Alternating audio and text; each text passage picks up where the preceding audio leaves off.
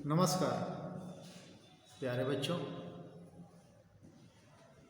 आज के video online class में क्लास 12 सब्जेक्ट हिंदी कोड 302 जिसका प्रकरण है गजल। इसके कवि हैं फिराक गोरखपुरी। प्यारे बच्चों, पिछले वीडियो ऑनलाइन क्लास में इस गजल का पहला शेर पढ़े थे। दूसरे शेर में पहले शेर में ये पढ़े थे, नौरस गुंजे पंखुड़ियों की नाजुक गिरहें खोले हैं, या उड़ जाने को रंगो बू गुलशन में फिर तोले हैं। और आज के वीडियो ऑनलाइन क्लास में इसी गजल का दूसरा शेर इस प्रकार है।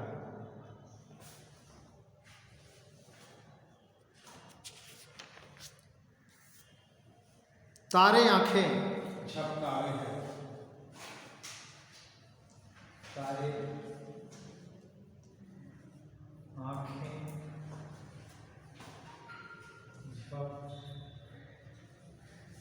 झपकावे हैं,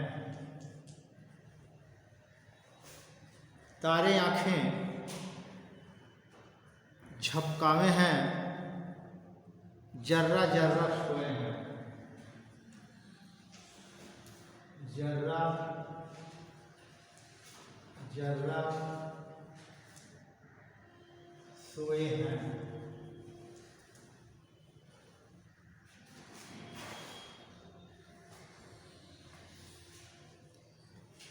तुम भी सुनो हो यारों, तुम भी सुनो,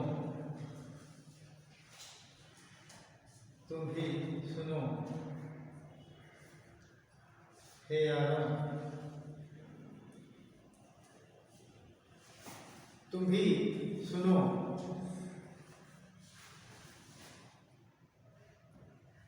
तुम भी सुनो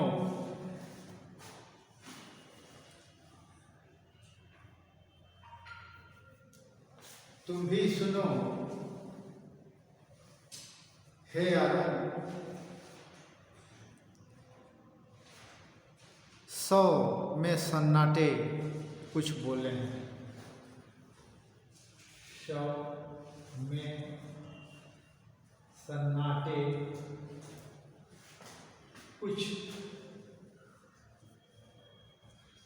बोले हैं।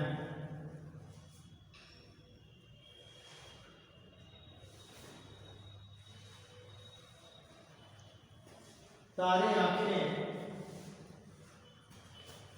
झपकावे हैं, जर्रा जर्रा सोए हैं, तुम भी सुनो हे यारों, 100 में सन्नाटे कुछ बोले हैं। झपकावे का मतलब बंद करना, बंद करना और खोलना। झपकाना, बंद करना और खोलना। जर्रा जर्रा, जर्रा जर्रा जिसको कण कण कहते हैं, कण कण। और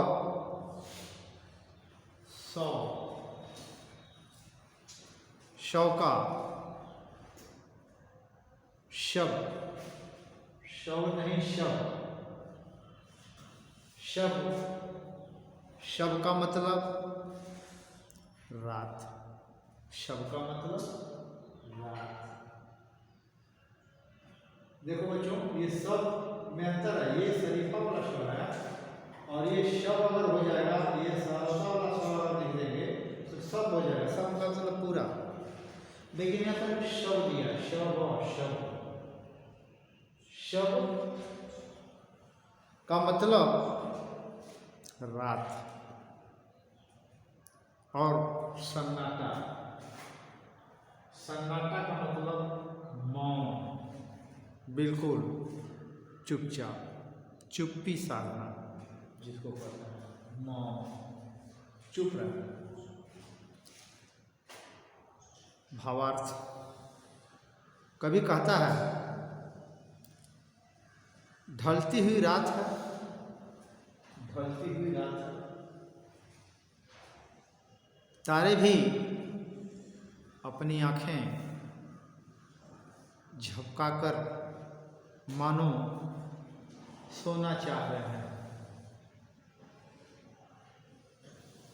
ढलती हुई रात है, तारे भी आंखें झपकाकर मानो सोना चाहते हैं, चाह रहे हैं प्रकृति का कण कण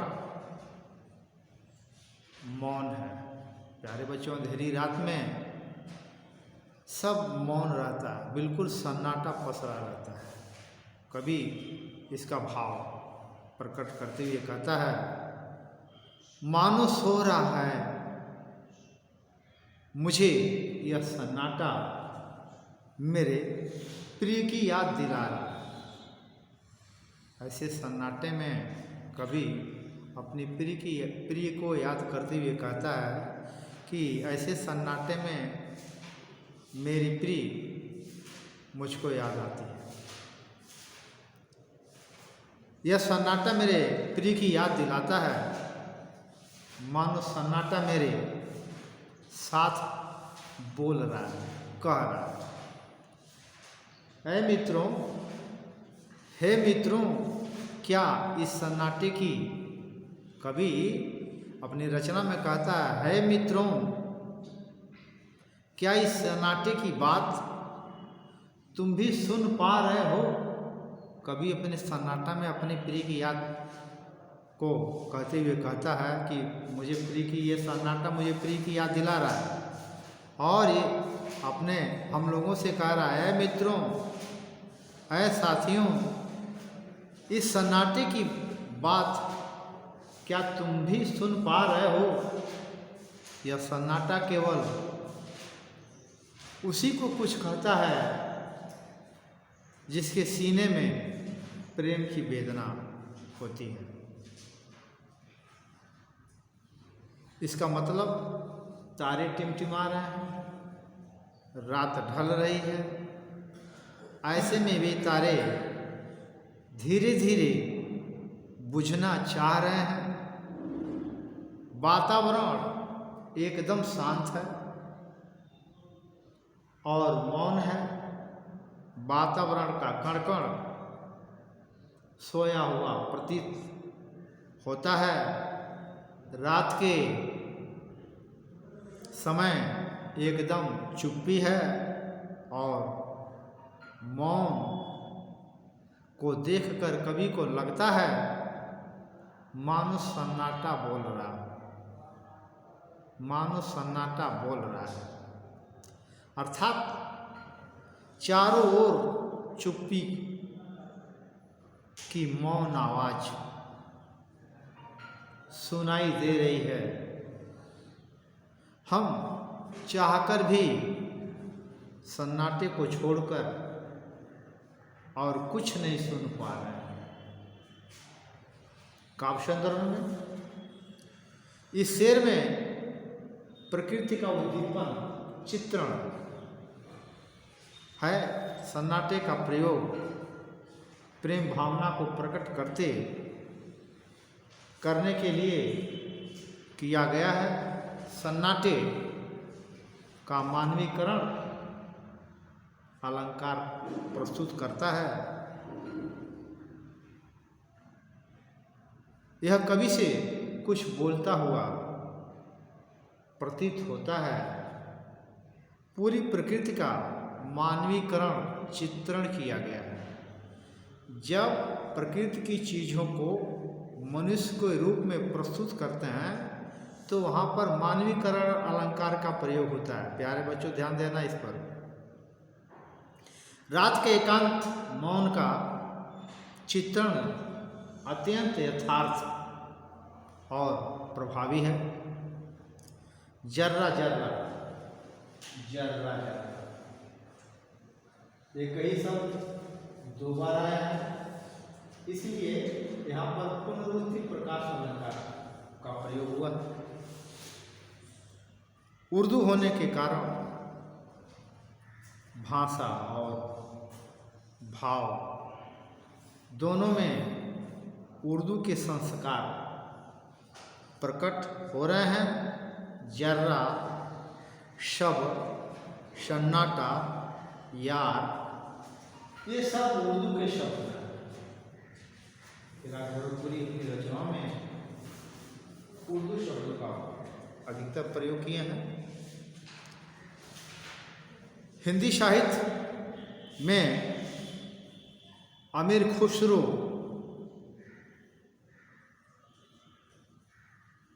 पहले कवि माने जाते हैं और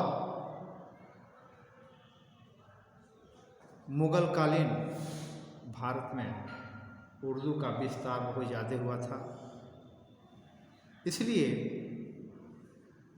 राहत इंदौरी साहब का भी आप सब कुछ गज़लें सुने होंगे। ऐसे ऐसे उर्दू शब्द बिल्कुल खड़ी सटीक बैठता है। उर्दू का प्रयोग हिंदी भाषा के अंतर्गत आकर के मिलने से हिंदी भाषा और दमदार बन गई। प्यारे बच्चों, आज का वीडियो ऑनलाइन क्लास यहीं पर। अगले दिन पुनः इसी पाठ का सेशन पुनः लेकर आएंगे। तब तक के लिए धन्यवाद।